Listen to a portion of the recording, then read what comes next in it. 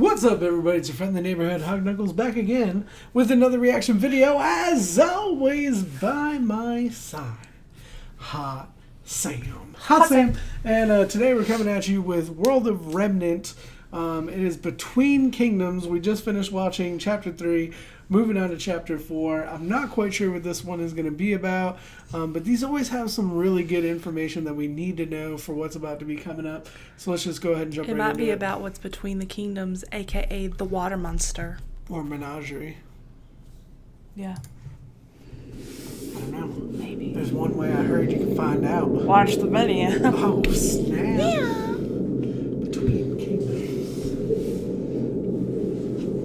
It's kind of loud. Turn that down. So, now you know more about the kingdoms. But what's between the big cities? Alright, the easy answer is Rim. There's no reason to beat around the bush. They're out there. And it probably won't go well if you run into one. But that's okay, because you're a huntsman. That's Or okay. huntress. And you've trained at one of the major academies, so you're probably fine. Just don't get yourself overrun by a pack of them. Now, after a long day of killing Grimm and saving the world, you're going to probably want to stop at a small town inn. Small villages dot the land between the major cities. You might ask, with the wilderness being so dangerous, why not just live in the big cities? Well, that life isn't meant for everyone. These small towns are founded by people that have a problem with the kingdoms, or don't want to deal with the kingdom's problems, or maybe just enjoy the simpler life and would rather take their chances in the wild than in a kingdom. It goes about as well as you'd think. Yeah, I wouldn't think it would go very well. The founders are smart, and there's a good chance these towns can survive for the same reason the kingdoms continue to. Natural barriers, strong defenses, and stubborn citizens. If you don't have at least a few of those, then the chances of a town lasting more than a year isn't great. Unfortunately, it's not just the Grimm running around ruining towns. Wandering bandits are another threat. Bandits were, yeah. These groups of usually fairly skilled fighters travel the lands, never settling in one place. They often prey on convoys, sending goods between kingdoms. But that's not all. These raiders will often wait for a town to be at its weakest, maybe after a Grimm attack or while its fighters are out hunting, before finally moving in at night and striking. Bunch of jerks. The worst part is, if the Grimm hadn't attacked before, you better be damn sure they will now.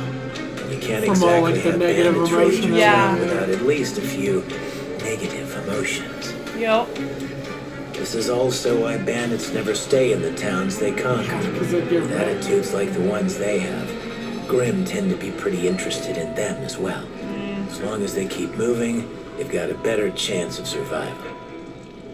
Besides these small towns, the areas between kingdoms really depend on the continent. Harsh deserts, icy tundras, lush forests, you name it. At this point, pretty much every inch of Remnant has been mapped out. Although there are some areas that no one's gone into and come out alive. See the dark area in the top left? And of course, somewhere out there is where she is.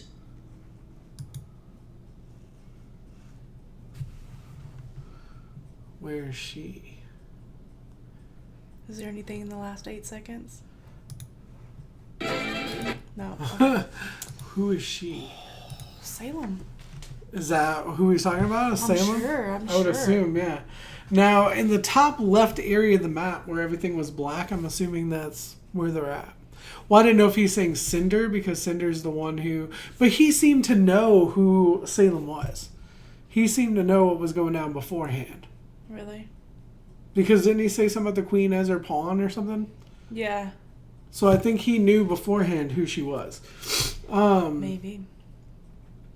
I don't know. Okay, so I don't feel like we really got a lot of new information from this. I know. We kind of, when he talked about the kingdoms before, we already kind of learned most of this, and then from watching the first episode, it said pretty much the same thing when we saw them go to Xi'an, I think it was, or whatever. Yeah. Where they found the huntsman that was dying, and the town had been overrun by bandits, and then the Grimm had come in. So I don't really understand what information, like new information that gave us that may have been useful to watch prior to a couple episodes ago. But where it falls in the playlist is after this. So I don't know if there's something else coming up, or but that whole continent, like up in the top left, like we keep saying, like they didn't even mention it. And whenever we were talking about the kingdoms, and so it's like, what is there? But and now when they did the cartography thing, you saw it was all black. Yeah. You know what I mean? So it's like. And I'm really shocked they didn't talk about anything in the waters, because that freaking, like, Loch Ness monster dragon... Well, that was, like, Grimm. That was just random Grimm. Yeah, but, like, they talk plenty about the Grimm in the world. Well, I'm saying, like, it's just... I'm assuming it's just other Grimm. Grimm exists everywhere in the world. Do you know what I mean? Like, everywhere you go, there's going to be Grimm. Wherever there's people, you would assume there would be Grimm, because wherever there's people, there's going to be emotion. Yeah, that's true. You know what I mean? And if you think about it, that whatever that dragon thing was could have been drawn by Blake. Maybe. Because she's probably feeling some stuff some type of way. And that's probably why it attacked, because she yelled at that sign. Well, not even just that, but it was she's been brooding over everything that happened at Beacon and Adam stabbing her and stuff that's going on with him and the White Fang. And you know what I mean? Like, she's got to be having some emotion that's going to be pulling it out. Yeah. All right, but let's jump into the next chapter. Let us know what you thought about this video. If you liked it, click that like button. If there's something that we missed or we don't really get why we saw this now, let us know in the comments, because I don't really see the purpose for this. So normally I'm like, okay, well, I can see where this one's going. And I feel like this just gave us information about stuff that we already kind of know. Yeah. I don't know. But if you want to see our future videos, give that subscribe button a hug. And we'll welcome you to the fam. Thanks for hanging out with us for a little bit. We'll have some more videos up soon. Bye.